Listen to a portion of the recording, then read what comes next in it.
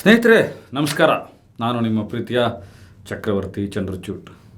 ಹೌದು, ಗಣ್ಯ ಸಾಧಕರ ಸ್ಮಾರಕಗಳ ಹೆಸರಲ್ಲಿ ರಾಜಕೀಯವೇ ನಡೆದಿಲ್ವಾ? ಸ್ಮಾರಕಗಳು ಅಂದರೆ ಸಂಪೂರ್ಣವಾಗಿ ಅವರಿಗೆ ಗೌರವ ಕೊಡುವಂತಹ ಒಂದು ಸಂಕೇತಗಳು ಅಷ್ಟೇ ಆಗಿ ಇವತ್ತು ಉಳಿದಿದೆಯಾ?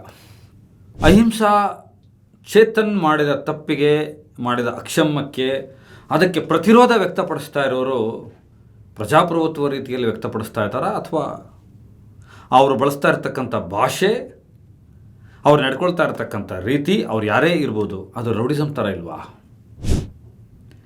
ಡಾಕ್ಟರ್ ರಾಜ್ಕುಮಾರ್ ಅವರ ಹೆಸರಲ್ಲಿ ಒಂದು ರಾಜ್ ಯೋಗಶಾಲೆ, ರಾಜ್ ರಂಗಮಂದಿರ, ರಾಜ್ ಗ್ರಂಥಾಲಯ, ಅದರಲ್ಲೂ ಮೊಬೈಲ್ ಗ್ರಂಥಾಲಯ ಮತ್ತು ಡಾಕ್ಟರ್ ರಾಜ್ಕುಮಾರ್ ಅವರ ಹೆಸರಲ್ಲಿ ಅಭಿನಯ ಶಾಲೆ, ಈ ಥರದ್ದನ್ನೆಲ್ಲ ಶುರು ಮಾಡುವಂಥ ಯೋಜನೆಗಳನ್ನು ಕುಮಾರಸ್ವಾಮಿ ಸರ್ಕಾರ, ಯಡಿಯೂರಪ್ಪನವ್ರ ಸರ್ಕಾರ, ಸಿದ್ದರಾಮಯ್ಯನವ್ರ ಸರ್ಕಾರ ಎಲ್ಲ ಮಾತನಾಡಿದ್ವಲ್ಲ, ಅದನ್ನು ಯಾರಾದರೂ ಮಾಡಿದ್ರಾ ಅಥವಾ ಅದನ್ನು ಯಾರಾದರೂ ಕೇಳಿದ್ರಾ? ಡಿಸೆಂಬರ್ 30 ಬೆಳಗ್ಗೆ 9 ಗಂಟೆಯಿಂದ 11 ಗಂಟೆ ತನಕ ಯಡಿಯೂರಪ್ಪನವ್ರ ಸರ್ಕಾರ ಇತ್ತು. ಡಾಕ್ಟರ್ ವಿಷ್ಣುವರ್ಧನ್ ಅವರು ಅಸುನಿಗೆ ಬಿಟ್ಟರು. ಡಾಕ್ಟರ್ ರಾಜ್ಕುಮಾರ್ ಅವ್ರ ಪಕ್ಕ ಕಂಠೀರವ ಸ್ಟುಡಿಯೋದಲ್ಲಿ ಡಾಕ್ಟರ್ ವಿಷ್ಣುವರ್ಧನ್ ಅವ್ರಿಗೂ ಒಂದು ವೇದಿಕೆ ನಿರ್ಮಾಣ ಮಾಡುವುದಾಗಿತ್ತು. ಯಾಕೆ ಮಾಡಲಿಲ್ಲ ಅವತ್ತು? ಅಂಥದ್ದೊಂದು ಅಪಭ್ರಂಶತೆ ಯಾಕಾಯಿತು? ಆ ನಿರ್ಧಾರ ತಗೊಂಡವ್ರು ಯಾರು? ಯಡಿಯೂರಪ್ಪನವರ ಸರ್ಕಾರದ ಒಳಗಡೆ ನಡೆದಿದ್ದಾದರೂ ಏನೋ ಅದು ಅಸತ್ಯ ಗೊತ್ತಿರೋದು ಅಂಬರೀಷ್ ಅವ್ರಿಗೆ ಮತ್ತು ಬೇರೆ ಬೇರೆ ಸ್ನೇಹಿತರಿಗೆ, ಅಂದರೆ ಆ ಮಟ್ಟದಲ್ಲಿರೋರಿಗೆ. ತುಂಬ ಮುಖ್ಯವಾಗಿ ಸ್ಮಾರಕದ ಹೆಸರಲ್ಲಿ ರಾಜಕೀಯವೇ ನಡೆಯೋದಿಲ್ಲ, ಅದೊಂದು ಅಪ್ಪಟ ಗೌರವವಾದಂಥ ಒಂದು ಸಂಕೇತಿಕ ಅಂತೆಲ್ಲ ನೀವು ಮಾತನಾಡೋದಾದರೆ, ಅಂಬರೀಷ್ ಅವರ ಸ್ಮಾರಕದ ವಿಚಾರದಲ್ಲಿ ಮಂಡ್ಯ ಲೋಕಸಭಾ ಚುನಾವಣೆ ನಡೆಯುವಾಗ ಶ್ರೀಮತಿ ಸುಮಲತಾ ಅಂಬರೀಷ್ ಅವರು, ಶ್ರೀ ಕುಮಾರಸ್ವಾಮಿ ಅವರು ಅಂಬರೀಷ್ ಅವರ ಪಾರ್ಥಿವ ಶರೀರ ಮತ್ತು ಅಂಬರೀಷ್ ಅವರ ಸ್ಮಾರಕ ಇಟ್ಕೊಂಡು ಏನು ರಾಜಕೀಯ ಮಾಡಿದ್ರು? ಈ ಸ್ಮಾರಕಗಳಿಗೆ ಯಾರು, ಅವರ ಕುಟುಂಬದವರಾಗಲಿ ಯಾರಾಗಲಿ ಜಮೀನು ಕೇಳಲ್ಲ, ಜಾಗ ಕೇಳಲ್ಲ, ಅದು ಸರ್ಕಾರಗಳೇ ಕೊಡಮಾಡುವಂಥ ಗೌರವ ಅನ್ನೋದಾದರೆ ಶಂಕರ್ನಾಗ್ ಅವ್ರಿಗೆ ಯಾಕೆ ಗೌರವ ಸಿಗಲಿಲ್ಲ? ಅವ್ರ ಕುಟುಂಬದಲ್ಲಿ ಯಾರು, ಬೇರೆಯವ್ರು ಯಾರು ಬಲಾಢ್ಯರು ಇರಲಿಲ್ವಾ? ಅಥವಾ ಜಾತಿ ವರ್ಕೌಟ್ ಆಗಲಿಲ್ವಾ? ಸಿದ್ದೇಶ್ವರ ಶ್ರೀಗಳು ತಮ್ಮ ದೇಹತ್ಯಾಗ ಮಾಡುವಾಗ ತಮ್ಮ ನಂತರದ ಸಂಸ್ಕಾರಗಳ ವಿಚಾರದಲ್ಲಿ ಅಷ್ಟು ಷರತ್ತುಗಳನ್ನು ಯಾಕೆ ವಿಧಿಸೋದ್ರು? ಯಾಕೆ ಹಾಗೆ ಹೇಳಿದರು? ಗಿರೀಶ್ ಕಾರ್ನಾಡ್ ಅವರು ತಮ್ಮ ಕೊನೆಯ ಮಾತುಗಳನ್ನು ಯಾಕೆ ಹಾಗೆ ಹೇಳಿದರು? ಯು ಆರ್ ಅನಂತಮೂರ್ತಿಯವರು ಸತ್ತ ಮೇಲೂ ಜಾತಿ ಬಿಡಲಿಲ್ಲ ಅಲ್ವಾ? ಬದುಕಿದ್ದಾಗ ಕ್ರಾಂತಿಕಾರಿಯಾಗಿ ಬದುಕಿದ್ದವರು ಏನು ಹೇಳೋಗಿದ್ರು? ಚಾರ್ಲಿ ಚಾಪ್ಲಿನ್ ಅವರ ಅಂಥ ಮೇರು ನಟ ಚಾರ್ಲಿ ಚಾಪ್ಲಿನ್ ಅವರ ಹೆಣನ, ಪಾರ್ಥಿವ ಶರೀರನ ಹೊತ್ಕೊಂಡು ಹೋಗಿದ್ರಲ್ಲ ಸಮಾಧಿಯಿಂದ ಸ್ವಿಟ್ಜರ್ಲ್ಯಾಂಡಲ್ಲಿ, ಯಾಕಾಯಿತು? ಸ್ಮಾರಕ ಅನ್ನೋದು ಇವತ್ತು ಕೇವಲ ಗೌರವ ಅಥವಾ ನಾವು ಅವರನ್ನು ನೆನಪಿಸ್ಕೊಳ್ಳುವಂಥ ರೀತಿ ಇಷ್ಟಾಗಿ ಉಳಿದಿದೆಯಾ? ಇದರೆಲ್ಲದರ ಆಚೆಗೆ ತುಂಬ ಮುಖ್ಯವಾಗಿ ಮಾತನಾಡೋದಾದರೆ ಯಾವ್ಯಾವ ಸ್ಮಾರಕಗಳ ಬಗ್ಗೆ ಕೋರ್ಟ್ ಕೇಸ್ಗಳಿದೆ? ಇವತ್ತು ಡಾಕ್ಟರ್ BR ಅಂಬೇಡ್ಕರ್ ಅವರ ಸ್ಮಾರಕದ ವಿಚಾರದಲ್ಲಿ ಕಾಂಗ್ರೆಸ್ಗೆ ಅಂತ ಕೆಟ್ಟ ಹೆಸರಿದೆ. ಈ ಸ್ಮಾರಕ ಅನ್ನೋದು ಎಲ್ಲೆಲ್ಲಿಗೆ, ಯಾರ್ಯಾರಿಗೆ, ಯಾವ್ಯಾವ ಥರದಲ್ಲಿ ಬಳಕೆ ಆಗುತ್ತೆ? ಇದೆಲ್ಲದರ ನಡುವೆ ಮೇರು ನಟ ಡಾಕ್ಟರ್ ರಾಜ್ಕುಮಾರ್ ಅವರಿಗೆ ಕೋಟ್ಯಾಂತರ ಕನ್ನಡಿಗರು, ಕೋಟ್ಯಾಂತರ ವಿಶ್ವದ ಜನ ಅವರ ಎದೆಯಲ್ಲೇ ಜಾಗ ಕೊಟ್ಟಿದ್ದೀವಿ. ಇನ್ನು 2.5 ಎಕರೆ ಯಾವಮಹ ಕನ್ನಡದ ಎದೆ, ಕನ್ನಡದ ನೆಲ, ಅವರಿಟ್ಟ ಪಾದ. ನೋಡಿ ಸ್ಟೋರಿನ ತುಂಬ ಕಂಪ್ಲೀಟ್ ಡೀಟೇಲ್ ಮತ್ತು ಕಂಪ್ಲೀಟ್ ಪಾಲಿಟಿಕ್ಸ್ನ ತುಂಬ ನಿರ್ಭಿಡೆಯಿಂದ ತುಂಬ ನೇರವಾಗಿ ಹೇಳ್ತಾ ಇದ್ದೀನಿ, ನೋಡ್ಕೊಂಡು ಬನ್ನಿ. ನಟ ಚೇತನ್ ಅವರು ಎತ್ತಿರುವ ಒಂದು ಪ್ರಚಾರ ಪ್ರಿಯತೆಯ, ಪೂರ್ವಗ್ರಹ ಪೀಡನೆಯ, ಸಮಗ್ರವಾದ ಮಾಹಿತಿ ಕೊರತೆ ಇಲ್ಲದ, ಸೆಲೆಕ್ಟಿವ್ ಅಮ್ನೀಷಿಯಾ ಥರ ಇರುವ ಒಂದು ವಿಚಾರ, ಅದು ಅಣ್ಣವರ ಹೆಸರಿನ ಡಾಕ್ಟರ್ ರಾಜ್ಕುಮಾರ್ ಅವರ ಸ್ಮಾರಕದ ವಿಚಾರದಲ್ಲಿ ಎತ್ತಿರತಕ್ಕಂಥ ಒಂದು ವಿಷಯ ಹಲವಾರು ವಿಷಯಗಳನ್ನು, ಹಲವಾರು ಸತ್ಯಗಳನ್ನು ಆಚೆ ಹಾಕೋಕ್ಕೆ ಒಂದು ಸಂದರ್ಭವನ್ನೆಂತೂ ಸೃಷ್ಟಿ ಮಾಡಿದೆ. ಏಪ್ರಿಲ್ 12, 2006 ಡಾಕ್ಟರ್ ರಾಜ್ಕುಮಾರ್ ಅವರು ಅಸ್ತಂಗತರಾದರು. ಸಾಮಾನ್ಯವಾಗಿ ಅಷ್ಟು ದೊಡ್ಡ ಹೆಸರಿರುವ, ವಿಶ್ವವಿಖ್ಯಾತ ಹೆಸರಿರುವ, ಜನ ಸಂದಣಿಯೇ ಸೇರುವ, ಜನರು ಎಲ್ಲವನ್ನೂ ಸೆಲೆಬ್ರೇಟ್ ಮಾಡುವಂತಹ ಕೋಟ್ಯಾಂತರ ಜನರು ಅಭಿಮಾನಿಗಳನ್ನು ಹೊಂದಿರತಕ್ಕಂಥವ್ರು ಯಾರೇ ಆಗಲಿ, ಅವರು ರಾಜಕಾರಣದಲ್ಲಿರಲಿ, ಅವರು ಸಿನಿಮಾದಲ್ಲಿರಲಿ, ಬೇರೆ ಯಾವುದೇ ಕ್ಷೇತ್ರದಲ್ಲಿದ್ದರೂ ಕೂಡ ಅವರ ಸಾವುಗಳಾದಾಗ ಆಸ್ಪತ್ರೆಯವರು ಮೊದಲು ಸಂಬಂಧಪಟ್ಟಂಥ ಸರ್ಕಾರಕ್ಕೆ ಹೇಳ್ತಾರೆ, ಹೆಲ್ತ್ ಬುಲೆಟಿನ್ನ ರಿಲೀಸ್ ಮಾಡ್ತಾರೆ, ಅವರ ಕುಟುಂಬ ವರ್ಗವನ್ನು ಕರೀತಾರೆ, ವಿವೇಚನೆ ಮಾಡ್ತಾರೆ, ಒಂದು ಸಮಿತಿ ಮಾಡ್ತಾರೆ. ಅದಾದ ನಂತರ ಅವರ ಸಾವಿನ ಸುದ್ದಿಯನ್ನು ಯಾವಾಗ ಹೇಳಬೇಕು, ಯಾವಾಗ ಹೇಳಬಾರ್ದು ಅನ್ನೋದನ್ನು ಎಲ್ಲ ಪೂರ್ವ ಸಿದ್ಧತೆಗಳನ್ನು ಮುಗಿಸಿದ ನಂತರ ಹೇಳ್ತಾರೆ. ಇದಕ್ಕೆ ಉದಾಹರಣೆ ಕರುಣಾನಿಧಿ ಅವರ ತಮಿಳುನಾಡಲ್ಲಿ ಸಾವಲ್ಲಿ ಏನಾಯಿತು, ಜಯಲಲಿತಾ ಅವರಿಗೆ ಹೇಗೆ 21 ದಿನಗಳ ನಂತರ ಹೇಳಿದ್ರು, ಇವೆಲ್ಲವೂ ಕೂಡ ನಮ್ಮ ಕಣ್ಮುಂದೆ ಇದೆ. ಆದರೆ ಇದು ಮೊದಲೇ ಹೇಳಿ ಕೇಳಿ ಕರ್ನಾಟಕ, ಆಗ ಕುಮಾರಸ್ವಾಮಿಯವರು ಮುಖ್ಯಮಂತ್ರಿಯಾಗಿರುವ ಸರ್ಕಾರ ಇತ್ತು. ವೈದ್ಯರು ಘೋಷಿಸಿದ್ರೋ ಬಿಟ್ಟರೋ ಗೊತ್ತಿಲ್ಲ, ಸುದ್ದಿ ಆಚೆ ಬಂತು. ಜನ ಸಾಗರೋಪಾದಿಯಲ್ಲಿ ಡಾಕ್ಟರ್ ರಾಜ್ಕುಮಾರ್ ಅವರಿದ್ದಂತಹ ಖಾಸಗಿ ಆಸ್ಪತ್ರೆ ಕಡೆಗೆ ಹೋಗೋದಕ್ಕೆ ಶುರುವಾದರು. ದೊಂಬಿಗಳಾಯಿತು, ಜನರ ಸಾವುಗಳಾಯಿತು, ಅವರ ಪಾರ್ಥಿವ ಶರೀರದ ಯಾತ್ರೆಗೂ ಕೂಡ ಎಷ್ಟು ಕಷ್ಟ ಆಯಿತು ಅನ್ನೋದು ನಮಗೆಲ್ಲರಿಗೂ ಆಲ್ರೆಡಿ ಗೊತ್ತಿರತಕ್ಕಂಥ ವಿಷಯ. ಇದರ ನಡುವೆ ಕುಮಾರಸ್ವಾಮಿ ಅವರಿಗೆ ಆ ಕಾಲಕ್ಕೆ ಒಂದು ಕಪ್ಪು ಚುಕ್ಕೆ ಥರ ಈ ಪ್ರಕರಣ ಮಾರ್ಪಾಡಾಗ್ತಾ ಇತ್ತು. ದಿಢೀರನೆ ಪಾರ್ಥಿವ ಶರೀರದ ಅಂತಿಮ ಸಂಸ್ಕಾರ ಮುಗಿದ ನಂತರ 3ನೇ ದಿನಕ್ಕೆ ಕುಮಾರಸ್ವಾಮಿಯವರು ಅದು ಕಂಠಿರುವ ಸ್ಟುಡಿಯೋ ವಾರ್ತಾ ಇಲಾಖೆಗೆ ಸಂಬಂಧಪಟ್ಟಿದ್ದು. ಕುವೆಂಪು ಅವರ ಏನು ಒಂದು ಕವಿಶೈಲ ಇದೆ ಅದು ಅರಣ್ಯ ಇಲಾಖೆಗೆ ಸಂಬಂಧಪಟ್ಟಿದ್ದು. ದ.ರಾ. ಬೇಂದ್ರೆ ಅವರಿಗೂ ಏನು ಸ್ಮಾರಕಕ್ಕೆ ಜಾಗ ಕೊಟ್ಟಿದ್ದಾರೆ ಅದು ವಾರ್ತಾ ಇಲಾಖೆಗೆ ಸಂಬಂಧಪಟ್ಟಿದ್ದು. ಈ ಥರ ಬೇರೆ ಬೇರೆ ಸಾಧಕರಿಗೆ ಬಿಳಿ ಜತ್ತಿ ಇರ್ಬೋದು, ಹಲವಾರು ಜನರಿಗೆ ಸ್ಮಾರಕ ಅದು ಸಂಬಂಧಪಟ್ಟಂಥ ಇಲಾಖೆಗಳಿಗೆ ಸಂಬಂಧಪಟ್ಟಿದ್ದ ಜಾಗಗಳನ್ನು ಕೊಡ್ತಾರೆ, ಅವರ ಕುಟುಂಬಗಳಿಗೆ ಕೊಡಲ್ಲ. ಇದು ಚೇತನ್ ಅಂತವ್ರಿಗೆ ಗೊತ್ತಿಲ್ಲ. ಇದು ಕೊಟ್ಟಿದ್ದು ಒಂದು ಸಮಿತಿಗೆ, ಕಂಠಿರುವ ಸ್ಟುಡಿಯೋ, ಒಂದು ಸಿನಿಮಾದ ಜಾಗ. ಅದರಲ್ಲೂ ಡಾಕ್ಟರ್ ರಾಜ್ಕುಮಾರ್ ಅವರು ನಿರ್ಭಾವದಂಥ ವ್ಯಕ್ತಿ, ಅದು ನಿರ್ವಿವಾದಿತ. ಅಣ್ಣವರಿಗೆ 2.5 ಎಕರೆ ಅಲ್ಲ 250 ಎಕರೆ ಕೊಟ್ಟರು ತಪ್ಪಲ್ಲ ಅದು. ಯಾಕಂದರೆ ಅಲ್ಲಷ್ಟು ರಚನಾತ್ಮಕವಾದ ಕೆಲಸಗಳು, ಆ ಹೆಸರಿಗಿರುವ ವೈಭವ, ಆ ಹೆಸರಿಗಿರುವ ಅವರದಲ್ಲೇ ಆಗೋಗ್ಬಿಡುತ್ತೆ. ಸೊ ಕುಮಾರಸ್ವಾಮಿಯವರು 3ನೇ ದಿನಕ್ಕೆ ಹೇಳಿಬಿಟ್ರು. ಆ ಕಾಲಘಟ್ಟದಲ್ಲಿ ಏನು ಮಾತನಾಡಿದರು ಸ್ನೇಹಿತರೆ ಅಂದರೆ, ನಾನು ಪತ್ರಕರ್ತನಾಗಿದ್ದೆ, ನನಗಿನ್ನೂ ನೆನಪಿದೆ. ಡಾಕ್ಟರ್ ರಾಜ್ ಅವರು ಯೋಗ ಶಾಲೆ ಮಾಡ್ತಾರೆ ಅಂತ ಹೇಳಿದರು, ಗ್ರಂಥಾಲಯ ಮಾಡ್ತೀವಿ ಅಣ್ಣವ್ರ ಬಗ್ಗೆ ಅಂತ ಹೇಳಿದರು, ಬಯಲು ರಂಗಮಂದಿರ ಮಾಡ್ತೀವಿ ಅಂತ ಹೇಳಿದರು. ಡಾಕ್ಟರ್ ರಾಜ್ಕುಮಾರ್ ಅವರು ಇರ್ಬೋದು, ಅವ್ರ ತಂದೆ ಸಿಂಗನಲ್ಲೂರು ಪುಟ್ಟಸ್ವಾಮಯ್ಯನವರು ಇರ್ಬೋದು, ಅವ್ರ ತಾತ ಇರ್ಬೋದು, ಎಲ್ಲರೂ ಕೂಡ ರಂಗಭೂಮಿಯ ಬಣ್ಣ ಹಚ್ಕೊಂಡು ರಂಗ ತಾಲೀಮು ಮಾಡಿಕೊಂಡು ಬದುಕು ನಡೆಸಿದವರು. ಅವರಿಗೆ ಗೌರವಾರ್ಥವಾಗಿ ಅದೊಂದು ಸಂಕೇತ, ಅದೊಂದು ಕ್ರಿಯಾಶೀಲವಾದಂಥ ಸಂಕೇತ. ನೀವು ಅವ್ರಿಗೆ ಕೊಡುವಂಥ ಗೌರವ ಈ ಥರದ ಚಟುವಟಿಕೆಗಳಲ್ಲಿ ಕೊಡಬೇಕು, ಮಾತುಗಳಲ್ಲಿ, ಶಬ್ದಗಳಲ್ಲಿ ಅಥವಾ ಯಾವುದೋ ಭೂಮಿಲಲ್ಲ. ಇದನ್ನು ಕೊಡ್ತೀವಿ ಅಂತ ಹೇಳಿದರು. ಇಷ್ಟೆಲ್ಲ ಕಾರ್ಯಕ್ರಮಗಳನ್ನು ಒಂದು ನಟನಾ ಶಾಲೆ ಮಾಡ್ತೀವಿ, ಅಭಿನಯದ ಶಾಲೆ ಮಾಡ್ತೀವಿ ಅಂತ ಹೇಳಿದರು, ಕಂಪ್ಲೀಟ್ ಸಿನಿಮಾ ಇರುವಂಥ ಒಂದು ಮಾಡ್ತೀವಿ ಅಂತ ಹೇಳಿದರು. ಅಣ್ಣವ್ರ ಬಗ್ಗೆ ಸಂಶೋಧನೆ ಮಾಡುವಂಥ ವಿದ್ಯಾರ್ಥಿಗಳಿಗೆ ಸಹಾಯಧನ ಕೊಡ್ತೀವಿ ಅಂತ ಹೇಳಿದರು. ಇಷ್ಟೆಲ್ಲ ಹೇಳಿದರು, ಯಾವುದೂ ಕೂಡ ಈವರೆಗೂ ಆಗಲಿಲ್ಲ. ಎಲ್ಲಿಯ 2006, ಎಲ್ಲಿಯ 2026? ಚೇತನ್ ಏನೋ ಧ್ವನಿ ಎತ್ತಿದ್ದಾರೆ. ಹಾಗಂತ ಹಿರಿಯರಾದಂಥ ಸಾರಾ ಗೋವಿಂದ್ ಅವರ ಕೊಡುಗೆ ಇಲ್ಲ ಅಂತ ನಾನು ಹೇಳಲ್ಲ. ಡಾಕ್ಟರ್ ರಾಜ್ಕುಮಾರ್ ಅವರ ಅಭಿಮಾನಿ ಸಂಘದಿಂದ ಬಂದಂಥ ಸಾರಾ ಗೋವಿಂದ್ ಅವರು ಕನ್ನಡ ಪರ ಚಳುವಳಿಗಳ ವಿಚಾರದಲ್ಲಿ ಅವರು ಬೇರೆಯವರ ಜೊತೆಯಲ್ಲಿ ಕೆಲಸ ಮಾಡಿದ್ದಾರೆ. ನಾಡಿಗೆ ಒಂದು ಕೊಡುಗೆ ಇದೆ. ನಾರಾಯಣಗೌಡರು ಇವರೆಲ್ಲ ಸಮಕಾಲೀನರು, ನಾನಿಲ್ಲ ಅಂತ ಹೇಳಲ್ಲ. ಆದರೆ ಒಂದು ಪ್ರತಿರೋಧವನ್ನು ವ್ಯಕ್ತಪಡಿಸುವಾಗ, ಯಾವುದೋ ಒಂದು ವಿಷಯಕ್ಕೆ ಸ್ಟೇಟ್ಮೆಂಟನ್ನು ಕೊಟ್ಟರು, ಯಾರೋ ಒಬ್ಬರು ಬಾಲಿಶವಾಗಿ ಕೊಟ್ಟರು ಅಂದ ತಕ್ಷಣ ನಮ್ಮ ಪ್ರತಿರೋಧ ಕೂಡ ಚೇತನ್ನ ಜಾತಿ ಬಗ್ಗೆ ಮಾತಾಡೋದಲ್ಲ, ನಿನ್ನ ಜಾತಿಯವ್ರನ್ನ ನೀನು ಹೋರಾಟ ಮಾಡುವ ಬೆಳೆಸೋ ಅನ್ನೋದಲ್ಲ, ಮತ್ತು ಅವರು ಅಶ್ಲೀಲವಾಗಿ ಅವಾಚ್ಯವಾಗಿ ಮನೆಗೆ ನುಗ್ಗಿ ಗಲಾಟೆ ಮಾಡಿಬಿಡೋದಲ್ಲ. ಪ್ರತಿರೋಧಕ್ಕೂ ಒಂದು ತಂತ್ರಗಾರಿಕೆ ಇರುತ್ತೆ, ಅಥವಾ ಪ್ರತಿರೋಧಕ್ಕೂ ಒಂದು ಪ್ರಜಾಪ್ರಭುತ್ವ ವ್ಯವಸ್ಥೆಯಲ್ಲಿ ಒಂದು ಮಾರ್ಗ ಇದೆ. ಇಲ್ಲಾಂದರೆ ಏನು ವ್ಯತ್ಯಾಸ ಇರುತ್ತೆ ನಮಗೂ ಮತ್ತು ಪ್ರಜಾಪ್ರಭುತ್ವದ ವ್ಯವಸ್ಥೆ ಇಲ್ಲದ ಹಿಟ್ಲರ್ಗಳ ಸ್ವಾತಂತ್ರ್ಯಕ್ಕೂ? ಇರೋದಿಲ್ಲ ಅದು. ಸಾರಾ ಗೋವಿಂದ್ ಅವರು ಕೂಡ, ನಾನು ಸಾರಾ ಗೋವಿಂದ್ ಅವ್ರಿಗೊಂದು ವಿನಂತಿ ಮಾಡ್ಕೋತಾ ಇದ್ದೀನಿ, ಅಥವಾ ಒಂದು ಸವಾಲೇ ಆಗ್ತಾ ಇದ್ದೀನಿ. ರಾಜ್ಕುಮಾರ್ ಅಭಿಮಾನಿಗಳೆಲ್ಲರೂ ಸೇರಿ ನನ್ನನ್ನು ಸೇರಿಸಿ ಇಷ್ಟು ತನಕ ಹೇಳಿದ್ನಲ್ಲ, ಒಂದು ಗ್ರಂಥಾಲಯ, ಒಂದು ಯೋಗ ಶಾಲೆ, ಒಂದು ಬಯಲು ರಂಗಮಂದಿರ, ಒಂದು ಅಭಿನಯ ಶಾಲೆ, ಒಂದು ಕಂಪ್ಲೀಟ್ ಸಂಶೋಧನೆ, ಡಾಕ್ಟರ್ ರಾಜ್ಕುಮಾರ್ ಅವರ ಗೋಕಾಕ್ ಚಳವಳಿಯ ಒಂದು ಮಾದರಿ, ಡಬ್ಬಿಂಗ್ ವಿರೋಧಿ ಚಳವಳಿಯ ಒಂದು ಮಾದರಿ, ಚೆನ್ನೈಯಿಂದ ಕರ್ನಾಟಕಕ್ಕೆ ಸ್ಟುಡಿಯೋಗಳು ಬಂದಂಥ ಒಂದು ಮಾದರಿ ಅಕ್ಷರಸ್ಥರನ್ನು ಕುವೆಂಪು ಅವರು ಎಷ್ಟು ತಲುಪಿದ್ರೋ ಅದಕ್ಕಿಂತ ಹೆಚ್ಚು ಪ್ರಭಾವಿತರಾಗಿ ಅನಕ್ಷರಸ್ಥರನ್ನು ತಲುಪಿದಂಥ ಈ ಬಡವರ ರಾಜ್ಕುಮಾರನ ಬಗ್ಗೆ ಒಂದಷ್ಟು ಸಂಶೋಧನೆಗಳು, ಬೀದಿ ನಾಟಕಗಳು, ಕೆಲಸ ಕಾರ್ಯಗಳು ಕಟ್ಟಡಗಳಲ್ಲ, ಸ್ಮಾರಕಗಳಲ್ಲ, ಕ್ರಿಯೆಯಲ್ಲಿ ಎದೆಯಿಂದ ಎದೆಗೆ ಹರಿಯುವ ಅಪರಂಪರಾಗತವಾಗಿ ರಾಜ್ಕುಮಾರ್ ಪರಂಪರೆಯನ್ನು ಮುಂದುವರಿಸ್ಕೊಂಡು ಹೋಗುವಂಥ, ಅವರ ಸಾಧನೆಯನ್ನು ಮುಂದುವರಿಸ್ಕೊಂಡು ಹೋಗುವಂತಹ ಇಷ್ಟೆಲ್ಲ ಕಾರ್ಯಕ್ರಮಗಳಿದ್ವಲ್ಲ, ಇದನ್ನೆಲ್ಲ ಮಾಡೋಣ ಬನ್ನಿ. ಯಾರ್ದೋ ಕೊಳ್ಪಟ್ಟಿಗೆ ಕೈ ಹಿಡಿದುಬಿಟ್ಟು ಕ್ಷಮೆ ಕೇಳಿಸೋದಕ್ಕೆ, ಕ್ಷಮೆ ಅನ್ನೋದು ಎದೆಯಿಂದ ಬರಬೇಕು. ನಾನು ಚೇತನ್ ಬಗ್ಗೆ ಆಮೇಲೆ ಮಾತಾಡ್ತೀನಿ.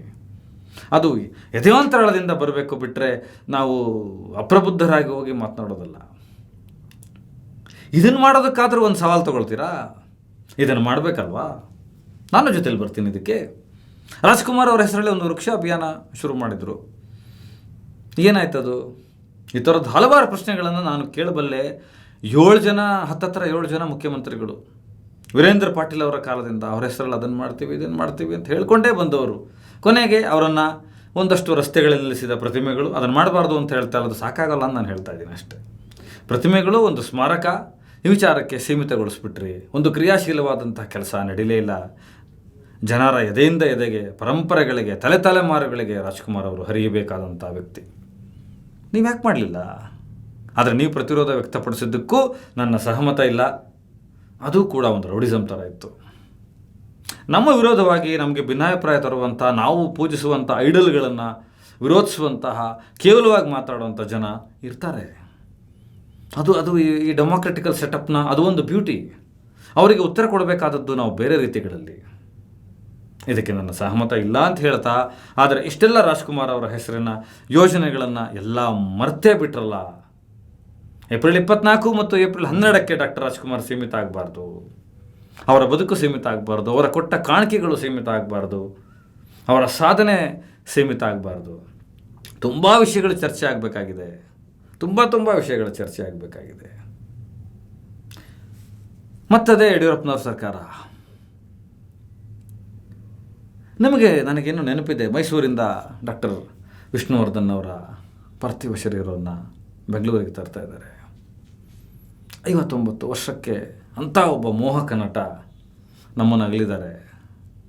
ಎಲ್ಲಿ ಮಾಡೋದು? ಮತ್ತು ಇವ್ರು ಯಾರು ಸಮಾಧಿ ಆಗೋರಲ್ಲ. ನಮ್ಮಂಥ ಸಾಮಾನ್ಯ ಮನುಷ್ಯರು ಸಮಾಧಿ ಆಗ್ತೀವಿ, ಇವರೆಲ್ಲ ಸ್ಮಾರಕ ಆಗೋರು. ಈ ಸ್ಮಾರಕಗಳು ಬೇಕಾ ಬೇಡವಾ ಅನ್ನೋದು ಆಮೇಲೆ ಮಾತಾಡ್ತೀನಿ. ಸ್ವತಃ ವಿಷ್ಣುವರ್ಧನ್ ಅವರು ಅವರ ಮನೆಯಲ್ಲಿ ಈಜಿಪ್ಟ್ ಶೈಲಿಯ, ಮಮ್ಮಿ ಶೈಲಿಯ ಒಂದು ಧ್ಯಾನ ಕೇಂದ್ರವನ್ನು ಕಟ್ಟಿಸ್ಕೊಂಡಿದ್ದರು. ಬನ್ನಂಜೆ ಗೋವಿಂದಾಚಾರ್ಯರ ಶಿಷ್ಯ ವೃತ್ತಿಯನ್ನು ಸ್ಟಾರ್ಟ್ ಮಾಡಿದರು. ಸ್ಪಿರಿಚುವಲ್ ಆಗಿದ್ದರು, ಸಂಪೂರ್ಣ ಧ್ಯಾನಸ್ಥರಾಗಿದ್ದರು. ಅವರು ನಿರ್ಗುಣವನ್ನು ನಂಬ್ತಾ ಇದ್ದರು, ಸಗುಣವನ್ನು ನಂಬ್ತಾ ಇರಲಿಲ್ಲ. ಅವರು ಆಲಯಗಳನ್ನು ನಂಬ್ತಾ ಇರಲಿಲ್ಲ, ಬಯಲನ್ನು ನಂಬ್ತಾ ಇದ್ದರು. ಅಷ್ಟೇ ತರಕ ಅವ್ರು ಆಲ್ರೆಡಿ ಹೋಗ್ಬಿಟ್ಟಿದ್ರು, ಧರ್ಮಾತೀತವಾಗಿದ್ದರು, ನಮಾಜ್ ಮಾಡ್ತಾಯಿದ್ರು, ಎಲ್ಲ ಇತ್ತು. ಆದರೆ ಒಂದು ಅಭಿಮಾನಿಗಳಿರ್ತಾರೆ, ಲಕ್ಷಾಂತರ ಜನ. ನಾನು ಸಾಹಸ ಸಿಂಹ ವಿಷ್ಣುವರ್ಧನ್ ಅವರ ಅಭಿಮಾನಿ. ಅವ್ರುಗಳಿಗೇನೋ ನಾವೊಂದು ಗೌರವ ಕೊಡಬೇಕಾಗಿರುತ್ತೆ. ಯಾಕೆ 9 ಗಂಟೆಯಿಂದ 12 ಗಂಟೆಯ ತನಕ ನ್ಯಾಷನಲ್ ಗ್ರೌಂಡಿಂದ ಹಿಡಿದು ಇದು ಅಭಿಮಾನ್ ಸ್ಟುಡಿಯೋ ತನಕ ಅಂಬರೀಷ್ ಅವರು ಇದ್ದರೂ ಕೂಡ ಅವ್ರ ಆಪ್ತ ಸ್ನೇಹಿತ ಮತ್ತು ರೆಬಲ್ ಸ್ಟಾರ್ ಅಂಬರೀಷ್ ಅಂದರೆ ಸುಮ್ಮನೆ ಮಾತಲ್ಲ, ಅದೊಂದು ಮಹಾನ್ ಶಕ್ತಿ. ಯಾಕೆ ಅವತ್ತಿನ ಚೀಫ್ ಸೆಕ್ರೆಟರಿ ಯಾರಿದ್ರು ಒಪ್ಪಲಿಲ್ಲ? ಕಂಠೀರವ ಸ್ಟುಡಿಯೋ ಅದೊಂದು ನಿಗಮ ಥರ, ಅದು ಪ್ರತ್ಯೇಕವಾದಂಥ ಒಂದು ವ್ಯವಸ್ಥೆ. ಯಾರು ಅಡ್ಗಾಲು ಬಂದರು ಡಾಕ್ಟರ್ ರಾಜ್ಕುಮಾರ್ ಅವ್ರ ಪಕ್ಕ ಕಳಿಸ್ಬೋದಾಗಿತ್ತಲ್ಲ, ಡಾಕ್ಟರ್ ವಿಷ್ಣುವರ್ಧನ್ ಅವ್ರನ್ನೂ ಕೂಡ. ಅಲ್ಲಿಗೆಲ್ಲ ಮುಗಿದೋಗ್ತಾ ಇತ್ತಲ್ಲ. ಯಾವುದೋ ಅಭಿಮಾನ ಸ್ಟುಡಿಯೋ ಆಗಿದ್ದೇ ಸ್ಟುಡಿಯೋಗೋಸ್ಕರ. ಅದನ್ನು ಅರಣ್ಯದ ಪ್ರಾಪರ್ಟಿ ಅದು ಒಂದು ಸ್ಟುಡಿಯೋಗೆ ಕೊಟ್ಟಂಥ ದತ್ತಕ ವಿಚಾರನ ಯಾರ ಅನುಮತಿ ಕೇಳಿ ಒಂದು ಕಾರ್ಪೊರೇಟ್ ಕಂಪನಿಗೆ ಮಾರಾಟ ಮಾಡಲಾಯಿತು. ಮಾರಾಟ ಮಾಡಿದರೂ ಕೂಡ ಅದನ್ನು ಯಾಕೆ ಒತ್ತುವರಿ ಮಾಡಿಕೊಳ್ಳಿಲ್ಲ? ಸರ್ಕಾರ ತನ್ನ ಹಿಡಿತಕ್ಕೆ ವಾಪಸ್ ತಗೊಳ್ಳಿಲ್ಲ. ಅಲ್ಲಿ ಏನು ಪಂಚಭೂತಗಳಿಗೆ ಡಾಕ್ಟರ್ ವಿಷ್ಣುವರ್ಧನ್ ಅವರು ಲೀನವಾದರು, ಅದೊಂದು ಇಂಡಿಯನ್ ಸೆಂಟಿಮೆಂಟ್ ಇರುತ್ತೆ. ವಿಷ್ಣುವರ್ಧನ್ ಅವರ ಹೆಸರಲ್ಲೂ ಒಂದು ಅನುಭವ ಮಂಟಪ ಆಗ್ಬೋದಾಗಿತ್ತು, ಧ್ಯಾನ ಕೇಂದ್ರ ಆಗ್ಬೋದಾಗಿತ್ತು, ಒಂದು ಸಿನಿಮಾ ಥಿಯೇಟರ್ ಕಟ್ಬೋದಾಗಿತ್ತು. ಅಭಿಮಾನ್ ಸ್ಟುಡಿಯೋದ ರಾಜಕಾರಣ ಒಂದು ಕಡೆ, ಆದರೆ ನನ್ನ ಪ್ರಮುಖವಾದ ಪ್ರಶ್ನೆ, ಡಾಕ್ಟರ್ ರಾಜ್ಕುಮಾರ್ ಅವರ ಪಕ್ಕ ಮೇರು ನಟನ ಪಕ್ಕ ಒಬ್ಬ ಮೋಹಕ ನಟನನ್ನು ಯಾಕೆ ತೊಗೊಂಡೋಗಲಿಲ್ಲ ವಿಷ್ಣುವರ್ಧನ್ ಅವ್ರನ್ನ? ಯಾಕೆ ಅವತ್ತು ಆ ನಿರ್ಧಾರ ಮಾಡಲಿಲ್ಲ? ಯಾವ ಕೈಗಳು ಅವತ್ತು ತಡೆದುಬಿಟ್ವು? ಇದು ರಾಜಕೀಯ ಅಲ್ವಾ? ಇದು ಸ್ಮಾರಕದ ಟೂಲ್ ಅಲ್ವಾ? ಇದು ಬಿಸ್ನೆಸ್ ಅಲ್ವಾ? ಇದು ಮತ್ತೆ ಅಗೇನ್ ಮಾರ್ಕೆಟಿಂಗ್ ಅಲ್ವಾ? ಅದಾದ ನಂತರ ಅಪ್ಪು ಅವರಿದ್ದಾರಲ್ಲಿ, ಅದಾದ ನಂತರ ಅಂಬರೀಷ್ ಅವರಿದ್ದಾರೆ, ಸಂತೋಷ. ನಾನೇ ಒಂದು ಮಟ್ಟದಲ್ಲಿ ಮಾತನಾಡಿದ್ದೆ, ಕಲಾಗ್ರಾಮಗಳಲ್ಲಿ ನೀವೆಲ್ಲ ಸಾಹಿತಿಗಳಿಗೆ ಜಾಗ ಕೊಟ್ಬಿಡಿ, ಸ್ಮಾರಕಕ್ಕೆ ಕಂಠೀರವ ಸ್ಟುಡಿಯೋದಲ್ಲಿ ಸಿನಿಮಾದವ್ರಿಗೆ ಕೊಟ್ಬಿಡಿ, ಏನಾಗುತ್ತೆ ಆವಾಗ? ಒಂದು ಮಾತಿದೆ, ವಿಶ್ವಾದ್ಯಂತ ನಡೀತಾ ಇರತಕ್ಕಂಥ ಮಾತಿದೆ, ಇದು ಸಾಮಾನ್ಯ ಜನರಿಂದ ಎಲ್ಲರಿಗೂ ಅನ್ವಯಿಸುತ್ತೆ. ಸ್ಮಶಾನಗಳನ್ನು ವಿಸ್ತರಿಸಿಕೊಳ್ತಾ ಹೋಗಬೇಡಿ, ಬದುಕನ್ನು ವಿಸ್ತರಿಸ್ತಾಕೊಳ್ತಾ ಹೋಗಿ. ಕೆಲವು ದೇಶಗಳು ಹಿಂಗೆ ಹೂಳ್ತಾ ಇದೆ ಪಾರ್ಥಿವ ಶರೀರಗಳನ್ನು.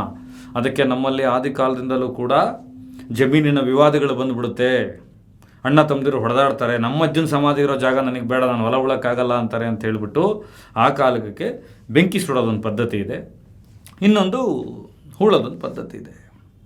ಎಲ್ಲರೂ ಸಮಾನರೇ ಸತ್ತ ಮೇಲೆ. ಆದರೆ ಸಾಧಕರಿಗೆ ನಾವು ಒಂದು ಗೌರವ ಕೊಡಬೇಕು.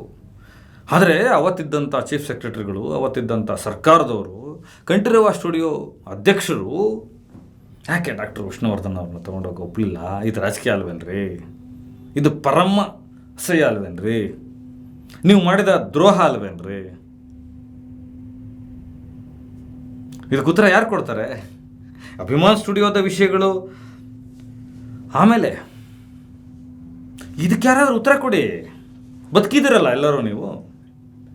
ಸತ್ಯ ಗೊತ್ತಿದ್ದು ರೆಬಲ್ ಸ್ಟಾರ್ ಅಂಬರೀಷ್ ಅವ್ರಿಗೆ, ಬಾಕಿಯವ್ರಿಗೆ ಯಾರು ಅವರೊಬ್ಬರು ಇಲ್ಲ, ಇವತ್ತು ಬಾಕಿಯವರೆಲ್ಲ ಬದುಕಿದಿರಲ್ಲ.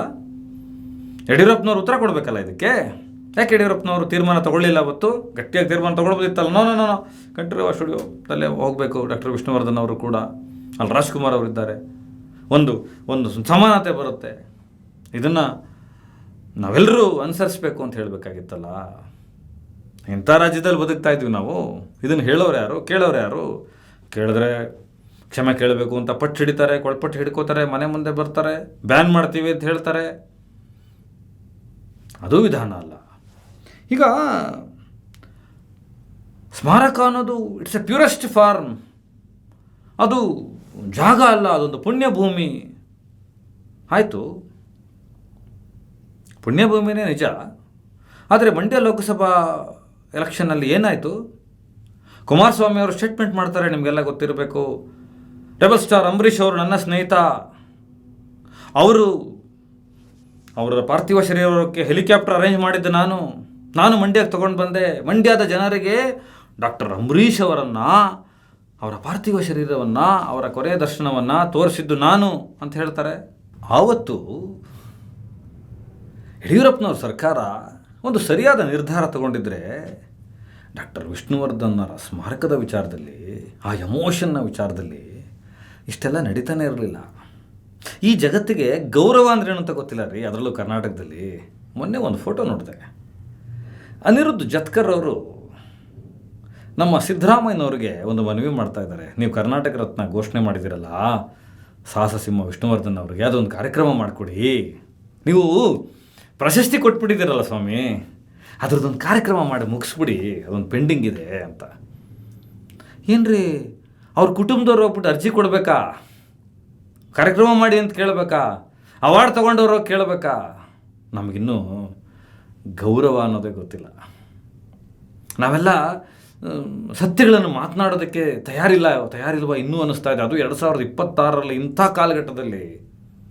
ಇದೇ ರೆಬಲ್ ಸ್ಟಾರ್ ಅಂಬರೀಷ್ ಅವರ ಪಾರ್ಥಿವ ಶರೀರದ ವಿಚಾರದಲ್ಲಿ ಏನು ಮಾಡಿದ್ರು? ಸ್ಮಾರಕದ ವಿಚಾರದಲ್ಲಿ, ಈ ಸ್ಮಾರಕಗಳು ಪ್ಯೂರೆಸ್ಟ್ ಫಾರ್ಮ್, ಇವು ರಾಜಕೀಕರಣಗೊಳ್ಳಬಾರ್ದು, ಇವು ಗೌರವದ ಸಂಕೇತಗಳು ಅಂತೆಲ್ಲ ಹೇಳ್ತಾರಲ್ಲ.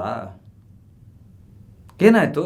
ಮಂಡ್ಯ ಲೋಕಸಭಾ ಕ್ಷೇತ್ರದ ಚುನಾವಣೆಯಲ್ಲಿ ಈ ಹಿಂದೆ ಸ್ವತಂತ್ರವಾಗಿ ಗೆದ್ರಲ್ಲ ಶ್ರೀಮತಿ ಸುಮಲತಾ ಅಂಬರೀಷ್ ಅವರಾಗ. ಆಗ ಕುಮಾರಸ್ವಾಮಿ ಅವ್ರ ಸ್ಟೇಟ್ಮೆಂಟ್ ಇದೆ, ಮಂಡ್ಯಕ್ಕೆ